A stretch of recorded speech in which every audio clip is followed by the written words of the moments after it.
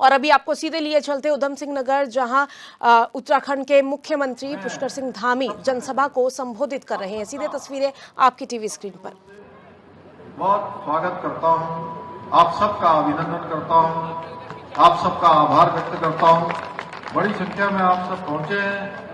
मंच पर आसीन भारतीय जनता पार्टी के जिलाध्यक्ष भाई कमल जिंदल जी, हमारे बहुत वरिष्ठ नेता, उत्तराखंड सरकार में मेरे साथ राज्य मंत्री हमारे भाई श्री उत्तम दत्ता जी, श्री सोमनाथ मौर्य जी, हमारे सरदार श्री राजपाल सिंह जी, ब्लॉक प्रमुख और आज के कार्यक्रम के विशेष रूप से संयोजक, जिन्होंने मुझे कहा कि बंडिया क्षेत्र में एक सभा होनी है, उस सभा में आपको जरूर आना है।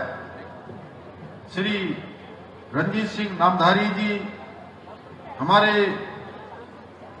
इस क्षेत्र के युवा और जनजाति समाज के लिए लगातार और सभी लोगों के लिए प्रयास करने वाले श्री रविंदर सिंह राणा जी, हमारे बहुत कर्मठ नेता, श्री अजय मौर्य, हयात सिंह बिष्ट, श्री कन्हैयालाल जी, और जिन्होंने आज भारतीय जनता पार्टी की सदस्यता ग्रहण की है। 28 सालों तक लगातार आप कांग्रेस पार्टी में रहे हैं और मोदी जी के साथ एक भारत श्रेष्ठ भारत के साथ कदम मिलाने के लिए आज भारतीय जनता पार्टी में सम्मिलित हो गए श्री दलजीत सिंह गोरैया जी, श्री सपन विश्वास जी, देवेंद्र सिंह रिंकू जी एवं दीपेंद्र जी, हमारे कुशहरी साहब, और मंच पर आसीन, अब गुरुदेव में सबका नाम लूंगा तो बहुत लंबा हो जाएगा, राजेंद्र मौर्य जी से लेकर तमाम लोग, अब मैं चूंकि क्यों चौपाल जी, मौर्य जी, विक्रम जी, अजय जी और सभी यहाँ पर उपस्थित मेरे इस क्षेत्र के बड़े बुजुर्ग, माताएं, बहनें, मेरे नौजवान साथी, आप सभी जानते हैं कि मैं आप ही सबके बीच में पला हूं, बड़ा हूं, और आप सबके कारण से आज मैं मुख्य सेवक के रूप में प्रदेश की सेवा कर पा रहा हूं।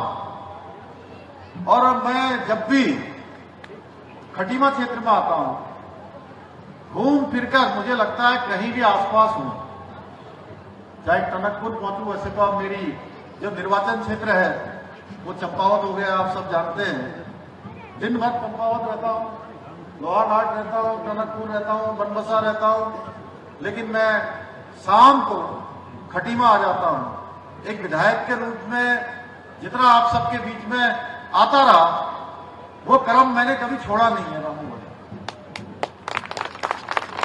छोड़ा नहीं है, मैं लगातार कोशिश करता हूं आप सबके बीच में आऊं।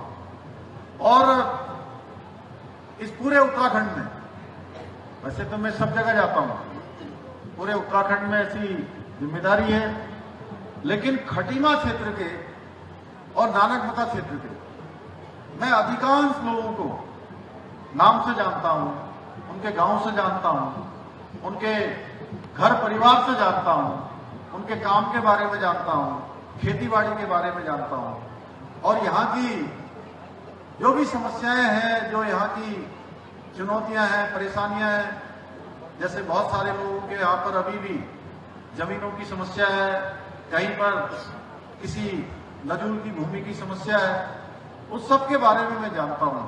और मेरा हमेशा से प्रयास रहता है कि सकारात्मक रूप से काम करूं और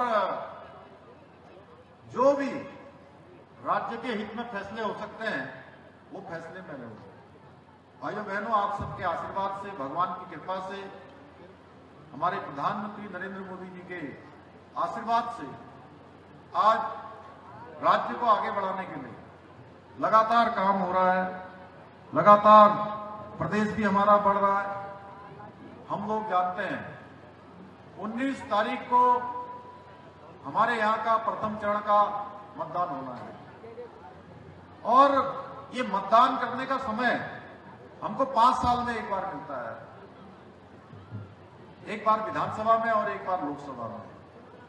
और इस बार का जो चुनाव है, पूरे देश का चुनाव जो हो रहा है, इस चुनाव में कोई इस बात का प्रश्न नहीं उठाता है कि सरकार किसकी बनने वाली है।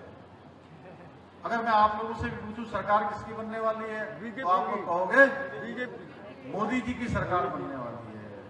किसकी सरकार बनने वाली है? कौन प्रधानमंत्री बनने वाला है? मोदी जी बनने वाले हैं। तो ये प्रश्न ही नहीं है, सबको पता है मोदी जी की सरकार बनने वाली है, भारतीय जनता पार्टी की सरकार बनने वाली है। प्रश्न केवल यह है कि 400 से कितनी ज्यादा सीटें मिलने वाली है। पिछली बार मोदी जी ने कहा था 300 पार होना है, तो 300 पार हो गए। और इस बार मोदी जी ने कहा है कि 400 पार होना है, तो 400 पार हो गए। तो भाइयों बहनों, अब इस लोकसभा क्षेत्र नैनीताल से जब बात आती है, तो लोकसभा क्षेत्र नैनीताल से कौन जीतने वाला है? लोग कहेंगे अजय भट्ट जीतने वाले हैं, भारतीय जनता पार्टी।